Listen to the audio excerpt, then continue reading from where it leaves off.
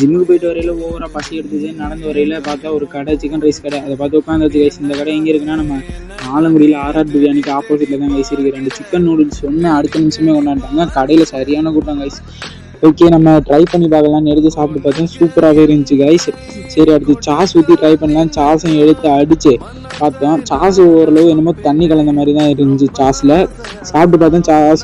சாஸோட சாப்பிட்றதுக்கு ரொம்பவே சூப்பராக இருந்துச்சு. அப்படியே சாப்பிட்டு பஸ் ஸ்டாண்டு பக்கமாக ஒரு வாக்கிங்கை போட்டு வந்து இங்கே ஒரு கடையில் ஸ்ப்ரைட் கேட்டோம். ஸ்ப்ரைட் இல்லை, பெப்சி தான் இருக்குன்னாங்க. பெப்சி நம்ம இது வரைக்கும் குடிச்சதே இல்லை. சரி தாங்க குடிச்சு பார்ப்போம் அப்படின்னு சொல்லி வாங்கிட்டாங்க.